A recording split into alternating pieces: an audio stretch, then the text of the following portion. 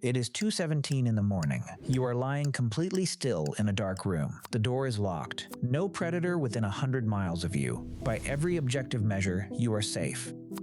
And yet, your mind is running a full inventory of everything that went wrong today, everything that might go wrong tomorrow, every embarrassing thing you said 3 years ago. Your jaw is slightly clenched. Sleep is right there. You can almost feel the edge of it, and then something pulls you back. 1 in 3 adults in the developed world reports chronic difficulty sleeping, not occasional bad nights, chronic, persistent. An entire industry exists for this problem. Sleep trackers, weighted blankets, melatonin gummies, $800 mattresses, and still, a third of us lie awake. The question nobody is asking is why, not what product fixes it. Why, at the species level, are modern humans so bad at something every other animal does automatically? The answer is older than any product you've ever bought. There's one more thing before we go back. The most common recurring dream across every human culture, from indigenous tribes in the Amazon to urban populations in Tokyo, is being chased, not flying, not falling, being hunted. I'll come back to that. To understand why you cannot sleep, we need to leave your bedroom entirely. We need to go back 70,000 years, to a place with no ceiling, no locked door, and a very good reason to keep one eye open.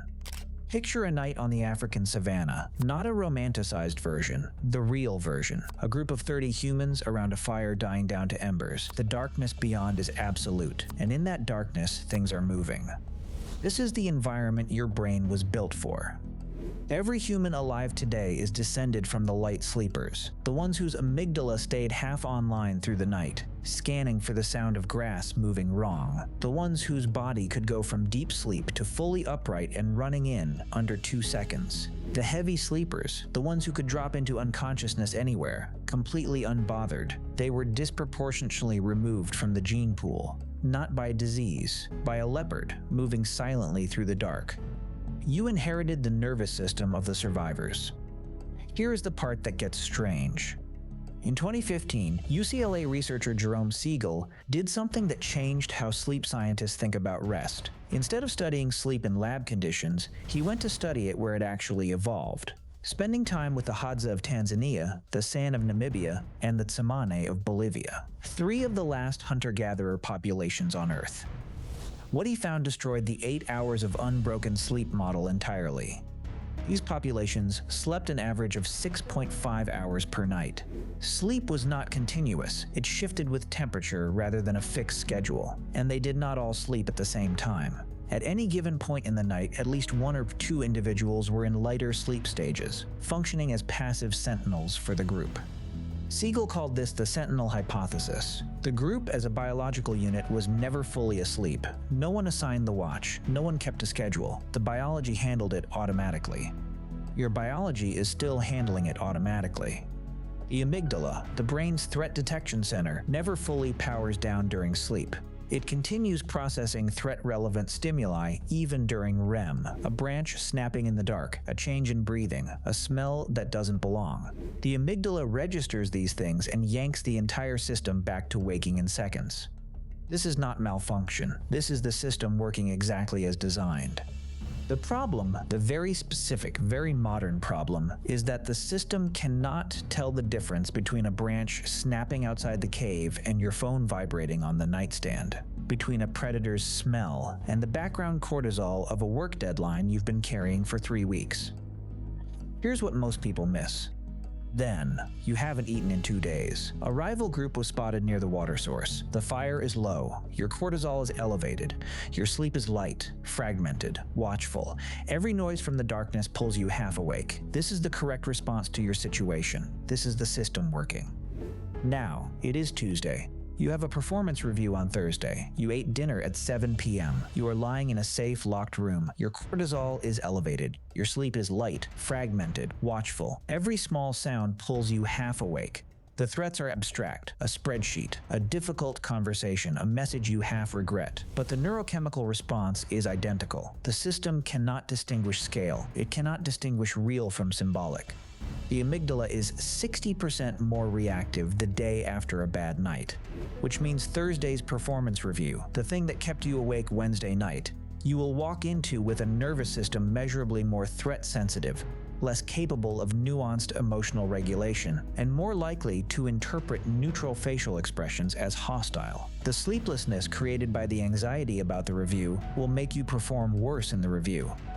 The ancient system, optimized for a world of immediate physical threat, is now working directly against you in a world of social and professional consequence. Pay attention to this next part. The recurring dream. The one I mentioned at the beginning, being chased, being hunted, running from something you cannot quite see. Your sleeping brain is running a predator drill, rehearsing the motor patterns of flight, keeping the circuitry warm for an emergency that statistically no longer comes.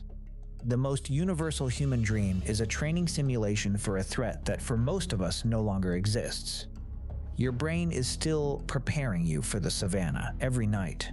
While you lie in your temperature-controlled bedroom, completely safe, it is running drills. It is preparing for the leopard. It is doing its job with complete fidelity to an environment that disappeared 10,000 years ago. And here is the specific cruelty of it. The more you understand intellectually that the threat is not real, the harder it is to convince the amygdala, because the amygdala does not process language. It does not respond to reasoning. You cannot logic your way out of a neurological threat response any more than you can logic your way out of flinching when something moves fast toward your face. The reflex is below the level of thought. You are not malfunctioning. The human brain did not develop a flaw in the 20th century that makes modern people bad at sleeping. The same selection pressure that built your immune system, your capacity for language, your ability to love your children with a ferocity that overrides your own survival instinct. That same process built a nervous system that keeps partial watch through the night. Because the nights were dangerous, because the ones who slept through the danger did not survive to become your ancestors. Every time you lie awake at 3 a.m., running through tomorrow's problems with your heart slightly fast and your jaw slightly too tight, you are experiencing, in precise neurochemical detail, what it felt like to be human on an open savanna 70,000 years ago. Alert, scanning, keeping the group alive through the dark. The fact that there is no leopard does not mean the system is broken. It means the system is looking for a leopard in a world that no longer has them. If this reframed something for you, if lying awake feels slightly less like a personal failing and slightly more like an inheritance, there's more of this kind of thinking on the channel. Every video is built around the same question: why do we do the things we do? And how far back does the answer go? You are not an insomniac. You are a night watchman who forgot what he was watching for.